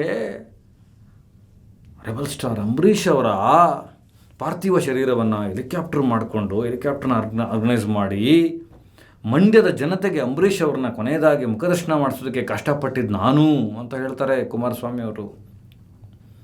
ನನ್ನ ಸರ್ಕಾರ ಇತ್ತು, ನಾನು ಮಾಡಿದ್ದು ಸ್ಮಾರಕನ ಅಂತ ಹೇಳ್ತಾರೆ. ಭೂಮಿ ಕುಮಾರಸ್ವಾಮಿ ಅವ್ರದ್ದಲ್ಲ, ಅಥವಾ ಯಡಿಯೂರಪ್ಪನವ್ರದ್ದಲ್ಲ, ಅಥವಾ ಸಿದ್ದರಾಮಯ್ಯನವ್ರದ್ದಲ್ಲ, ಅಥವಾ ಶಂಕರ್ನಾಗ್ ಅವರು ಅಪಘಾತದಲ್ಲಿ ತೀರು ಹೋದಾಗ ಮುಖ್ಯಮಂತ್ರಿ ಆಗಿದ್ರಲ್ಲ ವೀರೇಂದ್ರ ಪಾಟೀಲ್ ಅವ್ರದ್ದಲ್ಲ. ಅವ್ರ ಸ್ವಂತ ಭೂಮಿ ಯಾರೂ ಏನು ಕೊಟ್ಟಿಲ್ಲ. ಕೊಟ್ಟಿದ್ದು ಸರ್ಕಾರಕ್ಕೆ ಸಂಬಂಧಪಟ್ಟಂಥ ಭೂಮಿಗಳು. ಅದೇ ಸುಮಲತಾ ಅಂಬರೀಷ್ ಅವ್ರು ಹೇಳ್ತಾರೆ ಆ ಕಡೆಯಿಂದ, ಇಲ್ಲ ಇಲ್ಲ ನೀವೇನು ಮಾಡಿಲ್ಲ, ನಮ್ಮ ಕುಟುಂಬ ಮತ್ತು ಅಭಿಮಾನಿಗಳು ಕೇಳಿದ್ದು ಮಂಡ್ಯದಲ್ಲಿ ಸ್ಮಾರಕ ಮಾಡಿಕೊಡಿ ಅಂತ, ನೀವು ಬೆಂಗಳೂರಿನಲ್ಲಿ ಮಾಡಿದ್ರಿ, ನಿಮ್ಮದು ಇದರಲ್ಲೇನು ಪಾತ್ರ ಇಲ್ಲ, ಒಕ್ಕಲಿಗ ಸಾಹಿತ್ಯದಲ್ಲಿ ಬೇರೆ ಬೇರೆ ವಿಷಯಗಳಿತ್ತು ಅಂತ. ಅಂದರೆ ಒಬ್ಬ ಮನುಷ್ಯ, ಒಬ್ಬ ಸಾಧಕ, ಅಂಬರೀಷ್ ಬದುಕಿದ್ದಾಗಲೇ ಜಾತಿ ಇಟ್ಕೊಂಡು ಬದುಕಿರಲಿಲ್ಲ. ಅಂಬರೀಷ್ ಅವರ ನಟನೆ ಇನ್ನೋದ್ರ ಬಗ್ಗೆ ನಾನು ಮಾತಾಡ್ತೀನಿ. ತುಂಬ ವಿಚಾರಗಳು ನನಗೆ ಅಂಬರೀಷ್ ಅವ್ರ ಬಗ್ಗೆ ಮಾತನಾಡೋಕ್ಕಿದೆ, ನೆನಪುಗಳಿದೆ. ಮಾಡಲಿಲ್ವಾ ರಾಜಕೀಯ ನೀವು? ಡಾಕ್ಟರ್ BR ಅಂಬೇಡ್ಕರ್ ಅವ್ರ ವಿಚಾರದಲ್ಲಿ ಆಗಿಲ್ವಾ? ಈ ದೇಶಕ್ಕೆ ಸಂವಿಧಾನ ಕೊಟ್ಟಂಥ ಮಹಾತ್ಮ, ಪುಣ್ಯಾತ್ಮ, ಈ ದೇಶದ ದಾರಿದ್ರ್ಯವನ್ನು ತೊಳೆಯೋಕ್ಕೆ ಬಂದಂಥ ರೂಪಿ, ಒಬ್ಬ ಮಾನವ ವಿಜ್ಞಾನಿ ಡಾಕ್ಟರ್ BR ಅಂಬೇಡ್ಕರ್ ಅವ್ರಿಗೆ ಕಾಂಗ್ರೆಸ್ನವರು ದೆಹಲಿಯಲ್ಲಿ ಜಾಗ ಕೊಡಲಿಲ್ಲ, ಬಾಂಬೆಗೆ ಬಂದಾಯಿತು. ಆ ಚಿತಾಘಾಟ್ನ ಇವತ್ತು ಪವಿತ್ರ ಕ್ಷೇತ್ರ ಅಂತ ಜನ, ಈ ಭಾರತ ದೇಶದ ಜನ ನಂಬುತ್ತಾರೆ, ಪೂಜೆ ಮಾಡ್ತಾರೆ. ಇವತ್ತಿಗೂ ಕಾಂಗ್ರೆಸ್ಗೆ ಅದೊಂದು ಕೆಟ್ಟ ಹೆಸರು. ನಿಮಗಿದೆಲ್ಲ ಸ್ಮಾರಕ ಅನ್ನೋದು ಲ್ಯಾಂಡ್ ಮಾಫಿಯಾ ಅಲ್ಲ ಅನ್ನೋದಾದರೆ, ತಮಿಳುನಾಡಲ್ಲಿ ಜಯಲಲಿತಾ ಅವರ ಏನು ಸ್ಮಾರಕ ಇದೆ ಅದು ವರುಣಾ ಬೀಚಲ್ಲಿದೆ. ಕರುಣಾನಿಧಿ ಅವ್ರದ್ದು ಏನಿದೆ, ಕಾಮರಾಜ್ ಅವ್ರದ್ದು ಏನಿದೆ, ಅದರಲ್ಲೂ ಕರುಣಾನಿಧಿ ಮತ್ತು ಜಯಲಲಿತಾ ಅವರ ಇದ್ರ ಮೇಲೆ ಗ್ರೀನ್ ಕೋರ್ಟ್ ಕೇಸ್ ಹಾಕಿದೆ, ಕೇಸ್ ನಡೀತಾ ಇದೆ. ನೀವು ಎಲ್ಲ ಕಾನೂನುಗಳನ್ನು, ರೀತಿ ನೀತಿಗಳನ್ನು ಉಲ್ಲಂಘನೆ ಮಾಡಿದ್ದೀರಾ ಅಂತೇಳಿ ಕೇಸ್ ಮಾಡಿದ್ದಾರೆ, ಕೇಸ್ ನಡೆಸ್ತಾ ಇದೆ ಆ ಪಕ್ಷಗಳು. ಹಾಗಾದರೆ ಯಾಕೆ ಕೇಸ್ ನಡೆಸ್ತವೆ? ಯಾಕೆ ಕೇಸ್ ಆಗಬೇಕು? ಇದು ನಾವ್ಯಾರು ಪ್ರಶ್ನೆನೇ ಮಾಡ್ಕೊಳ್ಳೋದಿಲ್ಲ, ಯಾರೂ ಮಾತೇ ಆಡೋದಿಲ್ಲ. ನಾವು ಭೂಮಿ ಬಗ್ಗೆ ಮಾತನಾಡೋದಕ್ಕಿಂತ ಮುಂಚೆ ಆ ಭೂಮಿ ಮೇಲಿರುವ ಮನುಷ್ಯನ ಮಾನಸಿಕತೆಯ ಬಗ್ಗೆ ಮಾತಾಡಬೇಕು. ಎಷ್ಟು ಮಠ ಮಾನ್ಯಗಳಿಗೆ ಸರ್ಕಾರ ಜಾಗ ಕೊಟ್ಟಿದೆ, ಅದನ್ನು ಕೇಳುವಂಥ ತಾಕತ್ತು ಚೇತನ್ ಥರದವ್ರಿಗಾಗಲಿ ಮತ್ತು ಬೇರೆಯವ್ರಿಗಾಗಲಿ ಯಾಕಿಲ್ಲ? ಮೊನ್ನೆ ತಾನೇ 22 ಮಠಗಳಿಗೆ ಜಮೀನುಗಳನ್ನು ಮಂಜೂರು ಮಾಡಿದ್ದೀನಿ ಅಂತ ಸಿದ್ದರಾಮಯ್ಯನವ್ರು ಹೇಳ್ತಾರೆ. ಆ ಮಠಗಳಲ್ಲಿ ಏನು ನಡೀತಾ ಇದೆ ಇವ್ರು ಕೊಟ್ಟಂಥ ಜಮೀನಲ್ಲಿ? ಎಲ್ಲರೂ ಎಜುಕೇಷನ್ ಟ್ರಸ್ಟ್ ನಡೆಸ್ತಾ ಇದ್ದಾರಾ? ಅದು ಬೇರೆ ಬೇರೆ ಕಮರ್ಷಿಯಲ್ ಪರ್ಪಸ್ಗಳಿಗೆ ಯೂಸ್ ಆಗ್ತಾನೆ ಇಲ್ವಾ? ಯಾಕೆ ಸರ್ಕಾರದಿಂದ ಮಠಗಳಿಗೆ ದುಡ್ಡು ಕೊಡಬೇಕು ಅಥವಾ ಜಮೀನು ಕೊಡಬೇಕು? ಅದು ಎಕರೆಗಟ್ಟಲೆ ಜಮೀನುಗಳನ್ನು ಕೊಡಬೇಕು, ಭೂಮಿನೇ ಅಂತ ಮಾತಾಡೋದಾದರೆ. ಇದೇ ಚೇತನ್ ಕೊಡಗಿನ ಬುಡಕಟ್ಟು ಒಂದಕ್ಕೆ ಭೂಮಿಯ ವಿಚಾರದಲ್ಲಿ ಹೋರಾಟ ಮಾಡ್ತೀನಿ ಅಂತ ಬಂದ್ರಲ್ಲ, ಎಲ್ಲೋದ್ರು? ಇದನ್ನೆಲ್ಲ ಪ್ರಶ್ನೆ ಯಾಕೆ ಕೇಳ್ತಾ ಇಲ್ಲ ಚೇತನ್ ಅವರು? ನಾನು ಚೇತನ್ ವಿಚಾರಕ್ಕೆ ಆಮೇಲೆ ಬರ್ತೀನಿ. ನಿಮಗೆ ಇದರ ನಡುವೆ ಒಂದು ಮಾತು ಹೇಳಬೇಕು. ಚಾರ್ಲಿ ಚಾಪ್ಲಿನ್ ಡಿಕ್ಟೇಟರ್ ಸಿನಿಮಾ ಮಾಡಿದಾಗ ದೊಡ್ಡ ಆಂದೋಲನ ಎದ್ದೇಳುತ್ತೆ, ಅವ್ರ ವಿರುದ್ಧ ಪ್ರತಿಭಟನೆ ಮಾಡ್ತಾರೆ. ಆವಾಗ ಯಾರು ಅವನ ಮನೆಗೆ ನುಗ್ಗಿ ಕೊಳ್ಪಟ್ಟು ಹಿಡ್ಕೊಂಡಿರಲಿಲ್ಲ, ಅಪ್ಪನಂತ ಮಾತಾಡಿರಲಿಲ್ಲ, ಅಶ್ಲೀಲ ಪದಗಳನ್ನು ಮಾಡಿರಲಿಲ್ಲ, ಚುಚ್ಚಿಬಿಡ್ತೀವಿ, ಕೊಂದು ಬಿಡ್ತೀವಿ ಅಂತ ಹೋಗಿರಲಿಲ್ಲ, ನೀವು ಕ್ಷಮೆ ಕೇಳದೆ ಹೋದರೆ ಇನ್ನೇನೋ ಮಾಡಿಬಿಡ್ತೀವಿ ಅಂತ ಮಾಡಿರಲಿಲ್ಲ. ಒಂದು ಅಸಹಕಾರ ಚಳವಳಿಯನ್ನು ಆ ಕಾಲಘಟ್ಟಕ್ಕೆ ಮಾಡಿದ್ರು. ಚಾರ್ಲಿ ಚಾಪ್ಲಿನ್ ಅಮೇರಿಕಾ ಮೂಲಕ ಬಂದು ಸ್ವಿಟ್ಜರ್ಲ್ಯಾಂಡಿಗೆ ಬಂದರು. ಅಲ್ಲೂ ಕೂಡ ಒಂದಷ್ಟು ಸಿನಿಮಾಗಳನ್ನು ಮಾಡೋದಕ್ಕೆ ಪ್ರಯತ್ನ ಪಟ್ಟರು, ಅಲ್ಲಿ ಬದುಕಿದ್ರು. ಸಹಜವಾದ ಕಾಯಿಲೆ 80ನೇ ವರ್ಷದ ವಯೋಮಿತಿಗೆ ತೀರಿ ಹೋದರು. ಆಗ ಸರ್ಕಾರಗಳು ಮುಂದೆ ಬಂದವು. ಅಮೇರಿಕಾನೂ ಹೇಳ್ತು ಆವಾಗ, ಚಾರ್ಲಿ ಚಾಪ್ಲಿನ್ಗಿಂತ ದೊಡ್ಡ ಸಾಧಕ ಬೇಕೇನ್ರಿ, ನಾವು ಜಾಗ ಕೊಡ್ತೀವಿ ಬನ್ನಿ ಅಂದಾಗ ಅವರ ಧರ್ಮಪತ್ನಿ ಹೇಳ್ತಾರೆ, 3ನೇ ಪತ್ನಿ, ನೋ, ನಮ್ಮದೇ ಚಾರ್ಲಿ ಚಾಪ್ಲಿನ್ ಅವ್ರು ದುಡ್ದಿದ್ದೇ ಜಾಗ ಇದೆ, ಅದರಲ್ಲಿ ಒಂದು ಇಷ್ಟೇ ಸೆಂಟು, ಇಷ್ಟೇ ಭಾಗ ಪುಟ್ಟದು. ನಾನು ಸ್ವಿಟ್ಜರ್ಲ್ಯಾಂಡ್ಗೆ ಹೋಗಿ ನೋಡ್ಕೊಂಡು ಬಂದಿದ್ದೀನಿ, ಅದನ್ನು ನೋಡಿದ್ದೀನಿ. ಯಶ್ ಚೋಪ್ರಾ ಅವರಿಗೆ ಆ ದೇಶ ಕೊಟ್ಟಿರ್ತಕ್ಕಂಥ ಗೌರವವನ್ನು ನೋಡಿದ್ದೀನಿ ಸಂಜು ಗೀತಾ ಶೂಟಿಂಗ್ ಹೋದಾಗ. ಚಿಕ್ಕ ಜಾಗದಲ್ಲಿ ಒಂದು ಮಾಡಿ ಅದರ ಮೇಲೆ ಒಂದು ಬರೀತಾರೆ, ನಾನು ಬದುಕಿದ್ದೆ ಎಂಬುದು ನಿಮಗೆ ನೆನಪಿರಬೇಕಾದ್ದು ಮುಖ್ಯ ಅಲ್ಲ, ನಾನು ಹೇಗೆ ಬದುಕಿದ್ದೆ, ನನ್ನ ಬದುಕಿನ ರೀತಿ ಏನಿತ್ತು, ನನ್ನ ಬದುಕನ್ನು ಯಾವುದಕ್ಕೆಲ್ಲ ವ್ಯಯಿಸಿದೆ, ಯಾವುದಕ್ಕೆಲ್ಲ ಬಳಸಿದೆ ಅನ್ನೋದು ನಿಮಗೆ ನೆನಪಿದ್ದರೆ, ನಿಮಗೇನಾದರೂ ಸಹಾಯವಾದರೆ ನಾನು ಧನ್ಯ ಅಂತ ಬರೀತಾರೆ. ಇದೇ ಕಾಮರಾಜರ್ ಅಥವಾ ಅಣ್ಣಾದೊರೈ ಅವರ ಸ್ಮಾರಕದ ಮೇಲೆ, ಅವರ ಸಮಾಧಿ ಮೇಲೆ ಬರೆದಿದ್ದಾರೆ. ನಾನು ತಮಿಳುನಾಡಿಗೆ ಹೋಗಿ ನೋಡಿದ್ದೀನಿ. ಅವನೊಂದು ಲೈನು ಜೀವನ ಚರಿತ್ರೆಗಳನ್ನು ಹೇಳುತ್ತೆ ಅವ್ರದ್ದು. ಎದೆಯಂ ತಾಂಗ ಎದೆಯಂ ಹಿಂಗೆ ಒರಗಿಕೊಂಡಿರೋದು. ಎಂಥ ಅಲ್ಲೋಲ ಕಲ್ಲೋಲಗಳನ್ನು ಎಂಥದ್ದನ್ನು ಬೇಕಾದರೂ ಸಹಿಸಿಕೊಳ್ಳುವಂತಹ ಎದೆ ಇಲ್ಲಿ ಮಲಗಿಕೊಂಡಿದೆ, ಅಷ್ಟು ಹೋರಾಟಗಳನ್ನು ನೋಡಿದೆ ಅಂತ. ಅದೇ ನಮ್ಮ ಸಿದ್ದೇಶ್ವರ ಶ್ರೀಗಳು ಏನು ಹೇಳೋದ್ರು ಕೊನೆಗೆ, ಈ ದೇಹಕ್ಕೆ ಚಿಕಿತ್ಸೆ ಬೇಕಾಗಿಲ್ಲ, ಈ ದೇಹ ಬಂದಂಥ ಈ ದೇಹ ಅನ್ನೋದು ಒಂದು ವಸ್ತ್ರ, ನನಗೆ ಒಂದು ಕಾಸ್ಟ್ಯೂಮ್, ಇದರ ಕೆಲಸ ಮುಗೀತು, ನಾನು ಹೊರಟ ಮೇಲೆ ನೀವು ಈ ಪಾರ್ಥಿವ ಶರೀರ ಇಟ್ಕೊಂಡು ಮೆರವಣಿಗೆ ಮಾಡೋದಾಗಲಿ, ಜನಜಾತ್ರೆಗಳನ್ನು ಮಾಡೋದಾಗಲಿ, ಇದನ್ನು ಪಂಚಭೂತಗಳಿಗೆ ಲೀನ ಕೊಟ್ಬಿಟ್ಟು ಇದನ್ನು ತೊಗೊಂಡು ನೀರನ್ನು ಕಲುಷಿತ ಮಾಡೋದಾಗಲಿ, ಇದರ ಹೆಸರಲ್ಲಿ ಚಂದ ಎತ್ತೋದಾಗಲಿ ಯಾವುದನ್ನೂ ಮಾಡಬಾರ್ದು ಅಂತ ಹೇಳಿದರು. ಇದರ ಮೂಲವಾಗಿ ದರಗೆ ದೊಡ್ಡವರು ಮಂಟೇಸ್ವಾಮಿಗಳು ಹೇಳೋಗಿದ್ದರು, ಪಾತಾಳ ಲೋಕಕ್ಕೆ ನಾನು ಇಳಿದ ಮೇಲೆ ಯಾವುದೇ ಹಣಕಾಸಿನ ವ್ಯವಹಾರ, ಯಾವುದೇ ಮೌಢ್ಯ, ಯಾವುದೇ ಮೂಢನಂಬಿಕೆಗಳು ಇದ್ರ ಮೇಲೆ ನಡಿಬಾರ್ದು, ನನ್ನ ತತ್ವ ಮಾತ್ರ ಗೊತ್ತಿರಬೇಕು, ಸತ್ವ ಮಾತ್ರ ಗೊತ್ತಿರಬೇಕು, ಸತ್ವ ಮತ್ತು ತತ್ವಗಳಿಗೆ ಬೆಲೆ ಇದೆ, ಸ್ಮಾರಕಗಳಿಗಲ್ಲ. ಅಣ್ಣವರು ಎದೆಯಲ್ಲಿ ಬದುಕಿದ್ದಾರೆ, ಸ್ಮಾರಕ ನಮಗೆ ಇಂಪಾರ್ಟೆಂಟ್ ಅಲ್ಲ, ಅದೊಂದು ಸಂಕೇತ ಅಷ್ಟೇ. ಅವ್ರು ನಾವು ಎದೆಯಲ್ಲಿ ಎಷ್ಟು ಇಟ್ಕೊಂಡಿದ್ದೀವಿ ಅನ್ನೋದು ಇಂಪಾರ್ಟೆಂಟ್. ಅದೇ ಯಶ್ ಚೋಪ್ರಾ ಅವರಿಗೆ ಅವರು ನಡೆಸಿದ ಶೂಟಿಂಗಿಗೆ ಅವರು ಸ್ವಿಟ್ಜರ್ಲ್ಯಾಂಡನ್ನು ಎಷ್ಟು ಫೇಮಸ್ ಮಾಡಿದರು, ಅದನ್ನು ಎಷ್ಟು ಭಾರತಕ್ಕೆ ಹತ್ತಿರಗೊಳಿಸಿದ್ರು ಅನ್ನೋದಕ್ಕೆ ಅಲ್ಲಿ ಜಾಗ ಕೊಟ್ಟಿದೆ. ಒಂದು ಅರ್ಧ ಎಕರೆಯಷ್ಟು ಜಾಗ ಕೊಟ್ಟು ಸ್ವಿಟ್ಜರ್ಲ್ಯಾಂಡ್ ಸರ್ಕಾರ ಒಂದು ಪ್ರತಿಮೆ ಇಟ್ಟು ಮಾಡಿದೆ. ಈ ಥರ ಹೇಳ್ತಾ ಹೋದರೆ ಮೈಕಲ್ ಜಾಕ್ಸನ್ ಏನು ಹೇಳ್ತಾನೆ, ಹೂ ಎವರ್ ಡಾನ್ಸ್, ಯಾರು ಡ್ಯಾನ್ಸ್ ಮಾಡ್ತಾರೆ, ಯಾರು ನೃತ್ಯವನ್ನು ಪ್ರೀತಿಸ್ತಾರೆ, ಯಾರು ಬದುಕನ್ನು ಪ್ರತಿಕ್ಷಣ ಅನುಭವಿಸ್ತಾರೆ, ಆ ನೃತ್ಯದಲ್ಲಿ ನಾನು ಇರ್ತೀನಿ, ನನಗೆ ಯಾವುದೇ ಸ್ಮಾರಕ ಬೇಡ ಅಂತ ಹೇಳ್ತಾನೆ. ಈ ಥರದ್ದು ಎಷ್ಟು ಉದಾಹರಣೆಗಳನ್ನು ನಾನು ನಿಮಗೆ ಕೊಡಬಲ್ಲೆ, ಮಾತನಾಡಬಲ್ಲೆ. ಆದರೆ ಇವತ್ತು ಮಠಮಾನ್ಯಗಳಿಗೆ ಕೊಡುವ ಜಮೀನುಗಳಾಗಲಿ ಲೆಕ್ಕಕ್ಕೆ ಬರಲ್ಲ. ಮತ್ತು ಶಂಕರ್ನಾಗ್ ಅವ್ರಿಗೆ ಯಾಕೆ ಕೊಡಲಿಲ್ಲ? ಆಗ ವೀರೇಂದ್ರ ಪಾಟೀಲ್ ಅವರ ಸರ್ಕಾರ ಇತ್ತು, ಶಂಕರ್ನಾಗ್ ಕೂಡ ರಾಜಕೀಯದಲ್ಲಿದ್ದರು, ಮೆಟ್ರೋ ಕನಸನ್ನು ಕಂಡಿದ್ದರು, ಮೆಟ್ರೋ ಬ್ಲೂ ಪ್ರಿಂಟ್ ಕೊಟ್ಟಿದ್ದರು, ನಟನೆಯಲ್ಲಿ ಅಷ್ಟು ದೊಡ್ಡ ಹೆಸರು ಮಾಡಿದರು. ಡಾಕ್ಟರ್ ರಾಜ್ಕುಮಾರ್ ಅವ್ರ ನಂತರದ ಹೆಸರು ಶಂಕರ್ನಾಗ್ದಿತ್ತು. ಅಭಿಮಾನ ಶೂನ್ಯ ಕರ್ನಾಟಕವನ್ನೊಂದ್ಸಲ ಅನಿಸುತ್ತೆ ನನಗೆ ಕನ್ನಡಿಗನಾಗಿ. ಕೊಡಲಿಲ್ಲ ಅವ್ರಿಗೆ. ಅವ್ರ ಕುಟುಂಬದವ್ರು ಕೇಳಲ್ಲ. ಹೌದು, ಯಾವ ಕುಟುಂಬದವರು ಕೇಳಲ್ಲ. ಅಣ್ಣವ್ರ ಕುಟುಂಬದವ್ರು ಏನು ಕೇಳಿರಲಿಲ್ಲ, ಅಪ್ಪಗೂ ಕೇಳಿರಲಿಲ್ಲ. ಬೊಮ್ಮಾಯಿ ಅವ್ರು ನಿರ್ಧಾರ ಮಾಡಿದಾಗ ನಾನು ಕಣ್ಸಾಕ್ಷಿ ಅದಕ್ಕೆ. ಯಾರು ಕೇಳಲ್ಲ, ಆಗಲೂ ಕೇಳಿರಲಿಲ್ಲ, ಕೊಡ್ಬೋದಿತ್ತಲ್ಲ.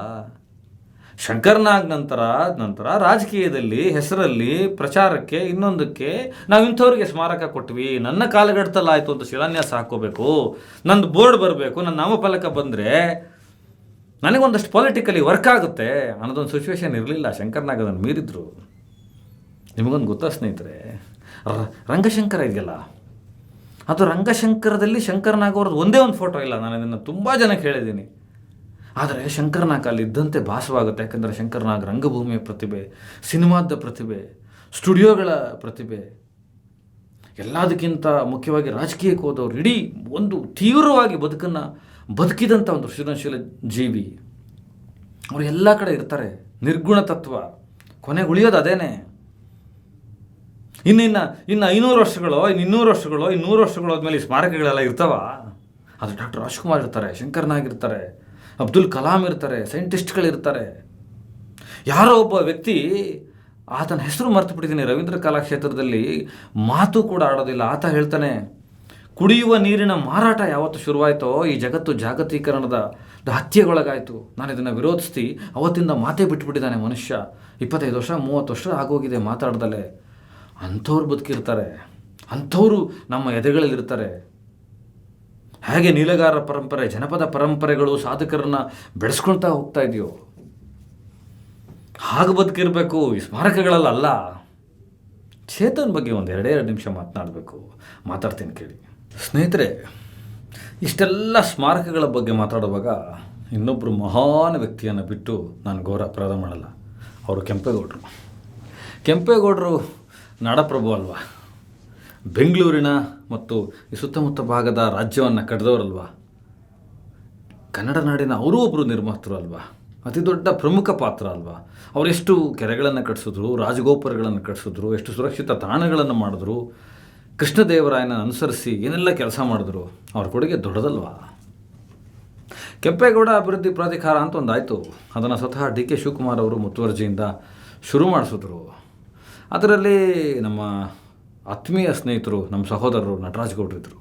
ಅವರು ಕಾಂಗ್ರೆಸ್ ವಕ್ತಾರರು, ಈಗ ಕಂಪೋಸ್ಟ್ನ ಅಧ್ಯಕ್ಷರು ಕೂಡ ಆಗಿದ್ದಾರೆ. ಕಾಂಗ್ರೆಸ್ನಲ್ಲಿ ತುಂಬ ಕ್ರಿಯೇಟಿವ್ ಪರ್ಸನ್. ಅಂಥವರೆಲ್ಲ ಇದ್ಕೊಂಡು ಕೂಡ ಇಚ್ಛಾಶಕ್ತಿ ಬರಲಿಲ್ಲ. ಕೆಂಪೇಗೌಡರಿಗೊಂದು ಸ್ಮಾರಕ ಆಗಲಿಲ್ಲ. ಕೆಂಪೇಗೌಡರ ಆಶಯ ಏನು? ಸ್ಮಾರಕ ಮಾಡೋದಲ್ಲ ನನ್ನ ಪ್ರಕಾರ. ಕೆರೆಗಳ ಅಭಿವೃದ್ಧಿ ಮಾಡಬೇಕಾಗಿತ್ತು. ಗೃಹ ಮಂಡಳಿಗೆ ಬೆಂಗಳೂರಿನ ಕೆರೆಗಳನ್ನು ದಾಸ್ತಾವೇಜು ಮಾಡೋದನ್ನು ತಪ್ಪಿಸ್ಬೇಕಾಗಿತ್ತು. ಕೆರೆಕಟ್ಟೆಗಳನ್ನು ಕೊಡಬೇಕಾಗಿತ್ತು. ಕೆಂಪೇಗೌಡರ ಆಶಯಗಳನ್ನು ಮಾಡ್ತೀವಿ ಅಂತ ಹೊರಟಂಥ ಕೆಂಪೇಗೌಡ ಅಭಿವೃದ್ಧಿ ಪ್ರಾಧಿಕಾರ ಏನಾಯಿತು? ಆ ಸ್ಮಾರಕದ ಬಗ್ಗೆ ನಾನು ಈ ವಿಡಿಯೋ ಮಾಡೋಕ್ಕಿಂತ ಮುಂಚೆ ಕೇಳಿದೆ, ಯಾವಾಗ ಸ್ಮಾರಕ ಮಾಡ್ತೀರಿ? ಕೆಂಪೇಗೌಡರದ್ದು ಇನ್ನೂ ಒಂದು ಅಧಿಕೃತವಾಗಿ ಘೋಷಣೆ ಮಾಡಬೇಕಲ್ಲ. ಪೂಜ್ಯರು ಡಾಕ್ಟರ್ ನಿರ್ಮಲಾನಂದ ಸ್ವಾಮೀಜಿಯವರ ಆಶಯದಂತೆ ಅವರ ಒತ್ತಾಯಕ್ಕೆ, ಅವರು ಇಚ್ಛಾಶಕ್ತಿ ಹಿಡಿದಿದ್ದಕ್ಕೆ ಬೆಂಗಳೂರು ಏರ್ಪೋರ್ಟ್ ಹತ್ರ ಒಂದು ಕೆಂಪೇಗೌಡರ ಸ್ಟ್ಯಾಚು ಆಯಿತು. ಇಲ್ಲಾಂದ್ರೆ ಅದು ಆಗ್ತಿರಲಿಲ್ಲ. ಕೆಂಪೇಗೌಡರು ನಾವು ಮರೆಯೋಕ್ಕಾಗುತ್ತೇನು ರೀ? ಸಾವಿರಾರು ವರ್ಷಗಳಾದರೂ ಇವ್ರನ್ನೆಲ್ಲ ನೆನಪಿಸ್ಕೊಳ್ಳುವಂಥ ಕೃತಜ್ಞತೆ ಇಲ್ಲದೆ ಹೋದರೆ ನಾವೆಂಥ ಕನ್ನಡಿಗರ್ರಿ. ಸ್ಮಾರಕ ಯಾವಾಗುತ್ತೆ ಕೆಂಪೇಗೌಡರದು ಅಂದರೆ ಅವರು ರಾಜಕಾರಣ ಹೇಳ್ತಾರೆ, ಶಾಕ್ ಆಗಿಬಿಟ್ಟೆ, ದಿಗ್ಭ್ರಮೆಗೊಳಗಾಗ್ಬಿಟ್ಟೆ ನಾನು. ಟೈಮ್ ಬರಬೇಕು ಸರ್ ಅದಕ್ಕೆ. ಒಂದು ಪೊಲಿಟಿಕಲ್ ಆಲ್ಗರಿದಮ್ ಬರಬೇಕು, ಒಕ್ಕಲಿಗರಿಗೆ ಪ್ರಾತಿನಿಧ್ಯತೆ ಬೇಕು ಅನ್ನೋದೊಂದು ಸಂದರ್ಭ ಬರಬೇಕು. ಒಂದು ಪಾಯಿಂಟಲ್ಲಿ ಸ್ಟಾರ್ಟ್ ಮಾಡ್ತೀವಿ ಅದನ್ನು. ಅದು ಒಂದು ದೊಡ್ಡ ಟೂಲು ನಮಗೆ, ಅದೊಂದು ದೊಡ್ಡ ಅಸ್ತ್ರ ಕೆಂಪೇಗೌಡರ ಸ್ಮಾರಕ. ಆ ಸಂದರ್ಭ ಬಂದಾಗ ನಾವು ಕೆಂಪೇಗೌಡರ ಸ್ಮಾರಕವನ್ನು ಮಾಡೋದಕ್ಕೆ ಕಾಯಕಲ್ಪ ಕೊಡ್ತೀವಿ. ಅದಕ್ಕೊಂದು ಜಮೀನು ನೋಡ್ತೀವಿ, ಅದಕ್ಕೊಂದು ಕೆಲಸ ನೋಡ್ತೀವಿ, ಅದನ್ನು ದೊಡ್ಡದಾಗಿ ಉದ್ಘಾಟನೆ ಮಾಡ್ತೀವಿ. ಅದು ಯಾರಿಂದ ಆಯಿತು ಅನ್ನೋದಕ್ಕೊಂದು ಹೆಸರು ಬರಬೇಕು, ಅದಕ್ಕೊಂದು ಈಗ ಒಂದು ಮುಖ್ಯಮಂತ್ರಿ ಬದಲಾಗಬೇಕು, ಈ ಥರದ್ದೆಲ್ಲ ಹೇಳಿದ್ರು. ಇಂಥ ನಾಚಿಕೆಟ್ಟ ಕಾಲದಲ್ಲಿದ್ದೀವಿ ನಾವು. ಇದನ್ನು ಸ್ಮಾರಕದ ರಾಜಕೀಯ ಅಲ್ಲ, ಅಪಭ್ರಂಶತೆ ಅಲ್ಲ, ಅಥವಾ ಬೇರೆ ಏನನ್ಬೇಕು ನನಗೆ ಗೊತ್ತಿಲ್ಲ. ಅದಕ್ಕೆ ನಾನು ಹೇಳಿದ್ದು ಗೌರವ ಅನ್ನೋದೇ ನಮಗೆ ಗೊತ್ತಿಲ್ಲ ಅಂತ. ಇದ್ರ ಜೊತೆಗೆ ಚೇತನ್ ಆ್ಯಕ್ಟ್ ಮಾಡಿ 10 ವರ್ಷ ಆಗಿರ್ಬೋದು. ಅವರು ಅಮೇರಿಕಾದಲ್ಲಿದ್ದವರು, ಇಲ್ಲಿ ಬಂದು ರಂಗಭೂಮಿ ಚಟುವಟಿಕೆ ಮಾಡಿದ್ರು. ಅಗ್ನಿಶ್ರೀಧರ್ ಅವರ ಆ ದಿನಗಳಲ್ಲಿ ಕೆಲಸ ಮಾಡಿದ್ರು. ನಿಜಕ್ಕೂ ಒಳ್ಳೆ ನಟ ಆತ. ಆ ಬಿರುಗಾಳಿ, ಮೈನಾ ಆ ದಿನಗಳು ಎಲ್ಲ ನೋಡಿದ್ರೆ ತುಂಬ ಒಳ್ಳೆ ಕಲಾವಿದ ಆಗ್ಬೋದಾಗಿತ್ತು. ಕಲಾವಿದರಾಗಿಯೂ ಕೂಡ ಒಂದು ಚಳುವಳಿಯನ್ನು ಜೀವಂತವಾಗಿಡ್ಬೋದಾಗಿತ್ತು. ಲೈಕ್ ಪಾರಂಜಿತ್, ರೋಹಿತ್ ವೇಮುಲನ ಕತೆ ಮಾಡೋಕ್ಕೆ ಹೊರಟಿದ್ರು, ಮಾಡ್ಬೋದಾಗಿತ್ತು ಅವರು. ಒಂದು ವಿಷಯನ ಜ್ಞಾಪಿಸ್ಕೊಳ್ತೀನಿ. ನಾನು ಇಂದ್ರಜಿತ್ ಲಂಕೇಶ್ ಅವ್ರ ಜೊತೆ ಕೆಲಸ ಮಾಡ್ತಾಯಿದ್ದೆ. ನನಗೆ ಕೆಲಸ ಕೊಟ್ಟಂಥ ದಣಿಯವರು ಲಂಕೇಶ್ ಪತ್ರಿಕೆ. ಆಗ PVR ಕೋರಮಂಗಲಕ್ಕೆ ಇದೇ ಚೇತನ್ನ ಕತೆ ಹೇಳೋದಕ್ಕೆ ಕರೆದಿದ್ರು ಇಂದ್ರಜಿತ್ ಲಂಕೇಶ್ ಅವರು. ಆಗ ಯುವಕ ಇನ್ನು ಚೇತನ್ ಅಂದರೆ ನಟನ ಒಂದು ಇದಿತ್ತು, ಆ್ಯಕ್ಟರ್ ಆಗಿದ್ದರು. ಆಗ ಸಂಪೂರ್ಣವಾಗಿ ನಡ್ಕೊಂಡು ಬಂದಿದ್ದರು ಜಯನಗರದಿಂದ. ಮೊಬೈಲ್ ಕೂಡ ಯೂಸ್ ಮಾಡ್ತಿರಲಿಲ್ಲ. ಕೇಳಿದ್ರಿಲ್ಲ, ನಾನು ಮೊಬೈಲ್ ಯೂಸ್ ಮಾಡಲ್ಲ, ಮತ್ತು ನಾನು ನಡ್ಕೊಂಡು ಬಂದಿದ್ದೀನಿ, ಯಾಕಂದರೆ ಇವತ್ತು ಬೆಳಗ್ಗೆ ಎಕ್ಸಸೈಸ್ ಆಗಿಲ್ಲ. ಅಷ್ಟು ಒಂಥರ ಬೇರೆ ಥರ ಇದ್ದಂಥ ಯುವಕ. ಚಳುವಳಿಗಳಿಗೆ ಬಂದರು, ಸಂತೋಷ. ಚಳುವಳಿಗೆ ಬರಬಾರ್ದು ಅಂತಲ್ಲ, ಸಿನಿಮಾನ ಬಿಟ್ಟರು. ಅವರೇ ಹೇಳ್ತಾರೆ, ನನ್ನ ಸಿನಿಮಾಗಳಿಗೆ ದುಡ್ಡು ಹಾಕಿದ್ರೆ ಯಾರು ನೋಡಲ್ಲ ಅಂತ. ಆದರೆ ಅವರ ಆದಾಯದ ಮೂಲ ಏನು? ಇಲ್ಲ ನೋಡಿ, ಅವರ ಕುಟುಂಬದ ಆಸ್ಪತ್ರೆಯ ವಿಚಾರದಲ್ಲಿ ಒಂದು ಪ್ರವಾಸನ ನಡೀತಾ ಇದೆ ವಿಷಗಾಳಿಯ ಕುರಿತಂತೆ. ಅದನ್ನು ಆಸ್ಪತ್ರೆ ಮುಚ್ಚಿಸ್ಬಿಡ್ತಾರಾ? ಅದರ ಇನ್ವೆಸ್ಟಿಗೇಷನ್ಗೆ ಇವರೇ ಮನವಿ ಮಾಡ್ತಾರಾ? ಏನು ಮಾಡ್ತಾರೆ? ಧ್ವನಿ ಎತ್ತುತ್ತಾರಾ? ಇದರೆಲ್ಲದರ ಆಚೆಗೆ ಈ ಕೆಲಸ ಇಲ್ಲ ಅಂತಾರಲ್ಲ, ಹಾಗೆ ಈ ಮನುಷ್ಯನಿಗೆ ಕೂತು ಉಣ್ಣುವಷ್ಟು ಆಸ್ತಿ ಇದ್ದುಬಿಟ್ಟು, ಆದಾಯ ಇದ್ದುಬಿಟ್ಟು, ಎಲ್ಲ ಕುಟುಂಬದ ಹಿನ್ನೆಲೆ ಎಲ್ಲ ಚೆನ್ನಾಗಿದ್ದುಬಿಟ್ಟು ಟ್ವೀಟ್ ಮಾಡಿ ಜೈಲಿಗೆ ಹೋದರು. ನನಗೂ ಚೇತನ್ ಅವ್ರಿಗಿರೋ ಒಂದೇ ಒಂದು ತಗಾದೆ ಏನು ಅಂದರೆ, ಯಾವುದೇ ವಿಷಯಕ್ಕೆ ಕೈ ಹಾಕಿದ್ರೆ ಅದು ಶಬ್ದ ರಾಜಕಾರಣ ಆಗಬಾರ್ದು, ಬರೀ ಮಾತಾಗಬಾರ್ದು. ಸಂಘಟನೆ ಮಾಡ್ತೀನಿ ಅಂತ ಪ್ರವಾಸ ಮಾಡಿದ್ರೆ ಆಗಲ್ಲ. ಯಾವುದೇ ಒಂದು ವಿಷಯ ಬಂದಾಗ ಲಾಜಿಕಲ್ ಎಂಡಿಗೆ ಬರುವ ತನಕ ಹೋರಾಟ ಮಾಡಬೇಕು. ಒಂದು ಪುಟ್ಟ ವಿಷಯ ಇರ್ಬೋದು ಅಥವಾ ಒಂದು ದೊಡ್ಡ ವಿಷಯ ಇರ್ಬೋದು, ಇಲ್ಲಿ ನಾಯಕತ್ವವನ್ನು ಪ್ರೂವ್ ಮಾಡಬೇಕು ಅಥವಾ ಒಂದು ಐಡಿಯಾಲಜಿಯನ್ನು ಪ್ರೂವ್ ಮಾಡಬೇಕು ಅಂದರೆ ಒಂದು ಹೋರಾಟನ ಕೈಗಿಡಿದ್ರೆ ಅದನ್ನು ಬಿಡಬಾರ್ದು. ಸತತ ನಿರಂತರ ಪರಿಶ್ರಮದಿಂದ ಹೋರಾಡಬೇಕು, ಅದನ್ನು ಸಾಧಿಸಬೇಕು. ಯಾವುದಾದ್ರು ಒಂದು ವಿಚಾರನ. ಇವರು ಒಂಥರ ಬೆಳಿಗ್ಗೆ ಒಂದು ಟ್ವೀಟ್ ಮಾಡ್ತಾರೆ, ಸಂಜೆ ಒಂದು ಟ್ವೀಟ್ ಮಾಡ್ತಾರೆ. ಇವರಿಗೆ ಪುಕ್ಸಟ್ಟೆ ಪೊಲೀಸ್ನವರು ಸೆಕ್ಯೂರಿಟಿ ಕೊಡಬೇಕು, ಯಾರ ಬಗ್ಗೆ ಏನು ಬೇಕಾದ್ರೂ ಮಾತನಾಡ್ತಾರೆ, ಸಂಪೂರ್ಣ ವಿಷಯ ತಿಳ್ಕೊಳ್ಳೋದಲ್ಲೇ ಮಾತಾಡ್ತಾರೆ. ಹಾಗಾಗಿ ಚೇತನ್ ಒಬ್ಬ ಹೋರಾಟಗಾರನಾಗಿ, ಒಬ್ಬ ನಟನಾಗಿ ಅವರು ಒಂದು ಪಾರಂಜಿತ್ ಆಗ್ಬೋದಿತ್ತು, ಒಬ್ಬ ಮಾರಿ ಸೆಲ್ವರಾಜ್ ಥರ ಆಗ್ಬೋದಿತ್ತು. ಸಿನಿಮಾದಲ್ಲೇ ಬೇಕಾದಷ್ಟು ಎಕ್ಸ್ಪೆರಿಮೆಂಟ್ ಮಾಡ್ಬೋದಾಗಿತ್ತು ಚಳುವಳಿಗಳ ಪರವಾಗಿ. ಅವರಿಷ್ಟ ಅವರು ಮಾಡಲಿಲ್ಲ. ಆದರೆ ಚಳುವಳಿಗಾರ, ಆ್ಯಕ್ಟಿವಿಸ್ಟ್ ಅಂತ ಆದಮೇಲೆ ಅವರು ಒಂದು ಹೋರಾಟ ಯಾವುದನ್ನೇ ಕೈ ಹಿಡಿದ್ರು ಅದು ಲಾಜಿಕಲ್ ಎಂಡಿಗೆ ಬರೋ ತನಕ ಹೋರಾಟ ಮಾಡಬೇಕು. ಅದು ಜನಪರವಾಗಿರಬೇಕು, ಜನರಿಗೆ ಅದರ ಫಲಶ್ರುತಿ ತಲುಪಬೇಕು. ಇಲ್ಲಾಂದರೆ ಬರೀ ಮಾತಿನ ಬಾಯಿ ಬೇದಿ ಆಗೋಗುತ್ತೆ.